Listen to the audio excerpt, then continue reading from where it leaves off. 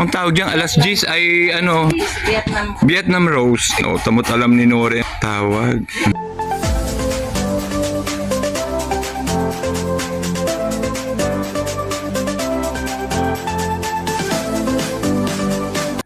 Magandang buhay po mga kaibigan. Magandang araw po sa ating lahat. As usual po, umpisahan ko po na muna po ang ating vlog sa paglilinis po ng aming kapaligiran po ng aming bahay. Marami pong salamat sa inyong walang sawang pagsuporta.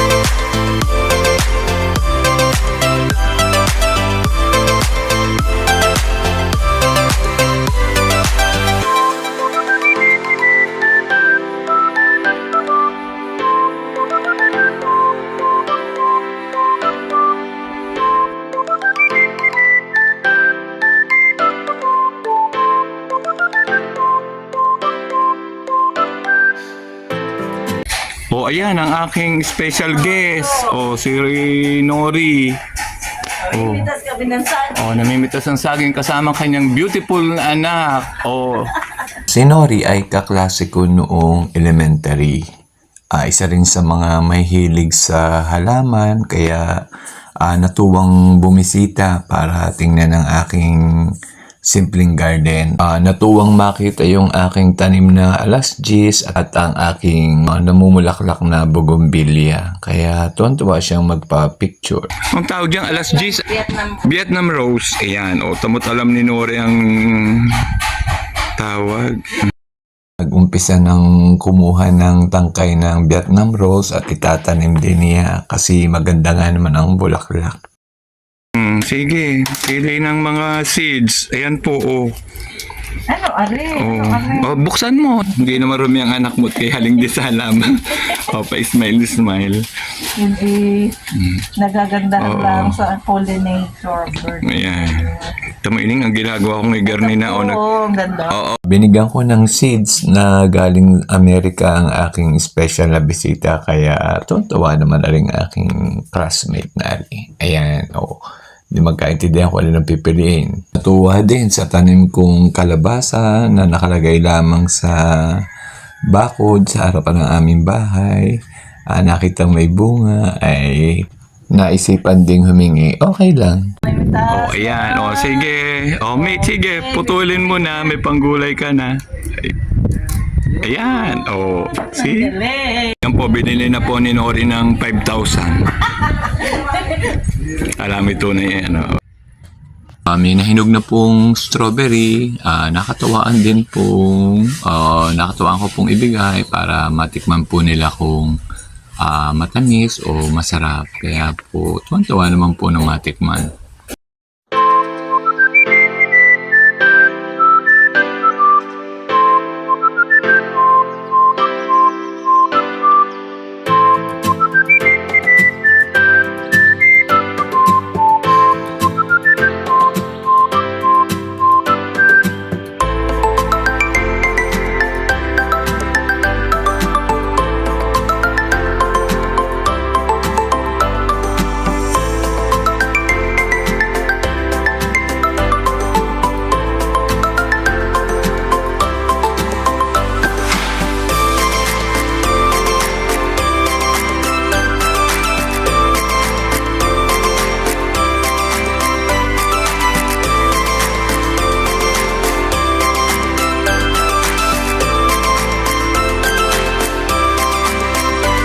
Nagtimpla po naman ako ng juice. May dumating pa po uli akong mga BFF, mga kasamahan sa trabaho, si Ma'am Glenda, si Ma'am Daisy, at saka si Ma'am Tabel na humingilaan naman ng dahon ng oregano at ang anak ay inuubo.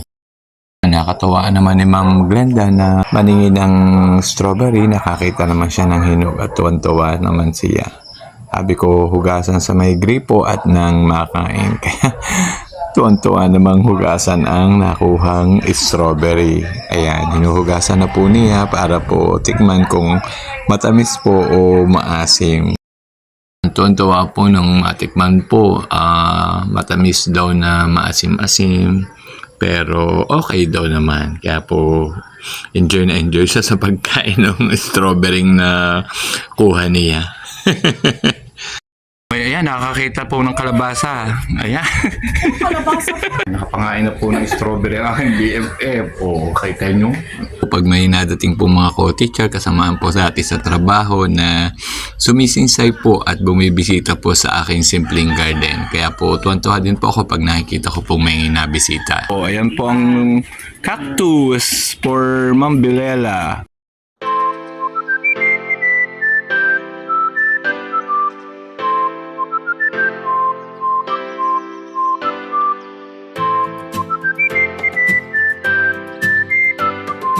Finally, dumating din ang aking pinakahihintay na special guest din sa garden at yun ay ang aking beautiful mate na si Ethel at ang aking ate Raquel na gustong-gusto ko rin mapapunta sa garden.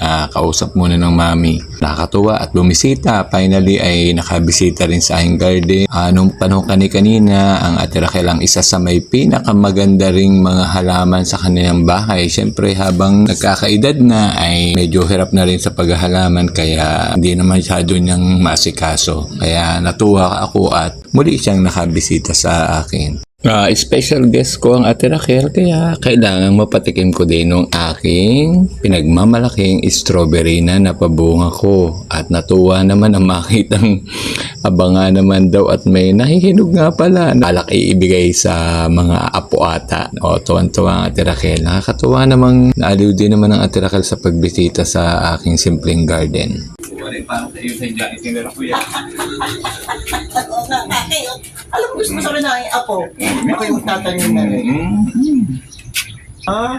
Yan, may special guest ako. Talagang matagal na bago na paparni. So, ayan. Kaya nga nilabas ko. Tatanim talaga.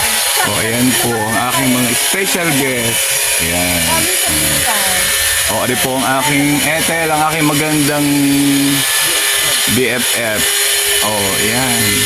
Bago po umalis ay bumili naman po ng halaman. At yung iba po ay sa tuwa ko po sa pagbisita. May mga giveaways po akong binigay. Nakakatuwa po, minsan lang po ulit kaming magkasama-sama. Medyo malayo din po ang bahay ng mga tirakal. Medyo hirap na rin naman maglakad nga at talaga pong nagtiyagalaan po talaga. At gusto rin pong makita din nga ang aking garden. Isa po siya sa sumusuporta sa aking YouTube video.